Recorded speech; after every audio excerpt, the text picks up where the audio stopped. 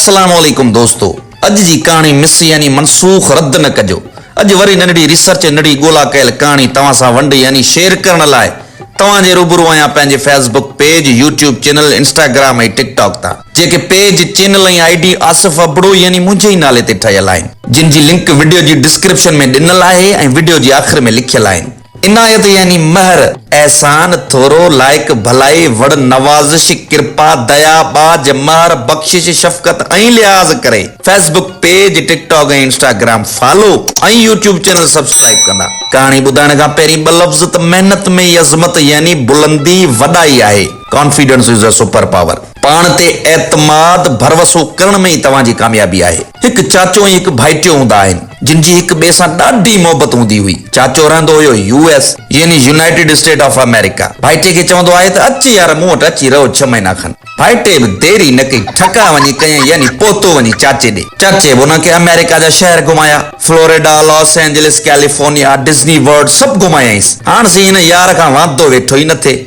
असां वांगुरु लॻे थो न हुयो भाइटियो, असां खां कमु नथो पुॼे ऐं हिन यार खां वरी वांदो न वेठो थियो। चाचे हुनखे सम्झायो, तूं मौज कर, खा पी, छो तो टेंशन वठी यानी छो तो परेशान थिए। चयईं न यार मां को कमकार कंदुसि। सो निकिरी पियो कमकार जी ॻोल्हा में। हिकु जनरल स्टोर जे ॿाहिरां हिन ॾिठो त बोर्ड लॻो पियो आहे ऐं उन ते लिखियल आहे त सेल्समैन यानी शयूं वेकिरो कंदड़ जी ज़रूरत आहे। उन जी तइलीम घटि में घटि MBA हुजे ऐं हीउ हुयो 12 पास। पर स्टोर में वियो ऐं मालिक खे चयाईं त नौकरीअ जी ज़रूरत आहे पर आहियां 12 पास। मालिक हुनखे चयो त ॿाहिरि बोर्ड लिखियल हुयो, उहो न पढ़ियो तो, MBA पास खपे। हुन सेठ खे चयो, साईं तव्हांखे माल खपाइण सां मतिलबु आहे या MBA पास सां मतिलबु आहे? सेठ चयो खपाइणो त माल आहे। हुन सेठ खे चयो त 1 महीनो रख, मूंखे ॻाल्हि न वणे त पगार न ॾिजांइ, ॿियो छा। सेठ हुनजो कॉन्फिडेंस यानी ख़ुदि एतमादी ॾिसी सोचई यार हिन खे रखूं था। सेठ हुनखे कम ते रखी छॾींदो आहे। थींदो कुझु हीअं आहे त सेठ हुनखे 7 भरियल खाना सामान जा वेकिरो करण लाइ ॾेई छॾींदो आहे। सेठ 2-3 ॾींहंनि में ॾिसंदो आहे त जेका सेल यानी वेकिरो मुंहिंजे सामान जे भरियल 10 खाननि मां नथो थिए, उहा सेल ई सामान जे भरियल 7 खाननि मां थो करे। 15 ॾींहंनि जी जॾहिं रिपोर्ट थी अचे त हुनजे सामान सां भरियल 7 खाननि जो वेकिरो टॉप ते थो अचे। सेठ मैनेजर खे घुराए पुछा थो करे, अदा ही इनकलाब किथां आयो आहे?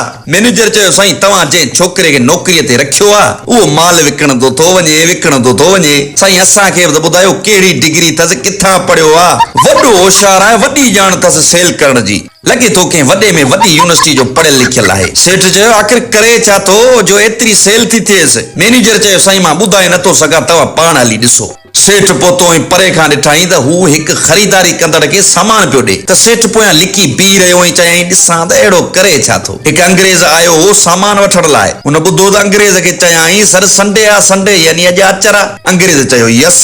चयाईं, सर मच्छी पकड़ वारी ॼार वठो न, वञी मोकल एंजॉय कयो, घर वेठे वेठे छा कंदव? अंग्रेज़ चयो ठीकु आहे, पैक कर। पैक करे चयईं, सर $100। अंग्रेज़ पैसा ॾेई जीअं ई मुड़ियो त वरी अंग्रेज़ खे सॾु कयाईं, सर मच्छी आहे, मर्ज़ी आहे, अचे न अचे, फासे न फासे, अटो वठियो वञो न, असां वटि ॻोड़नि वारो अटो बि आहे, जेको मच्छियुनि खे ॾिजो त गॾु थींदियूं ऐं पोइ फासाए वठिजो। अंग्रेज़ वठी वञण लॻो त वरी सॾु कयाईंसि, सर। अंग्रेज़ चयो वाट? चयाईं, सर तव्हांजा शूज़ नवां आहिनि ऐं कपिड़े जा बि ठहियल आहिनि, मच्छी पकड़ वक़्तु पुसी वेंदा, ख़राब लॻंदो, सो चमड़े जा शूज़ वठी वञो। अंग्रेज़ चयो yes you are so intelligent, यानी तूं त वॾो होशियार माण्हू आहीं, मुंहिंजी त ॿेड़ी ॿुॾी वञे जे तूं न हुजी हा त। सो उहे जूता बि पैक करे ॾेई वरी चवण लॻुसि सर।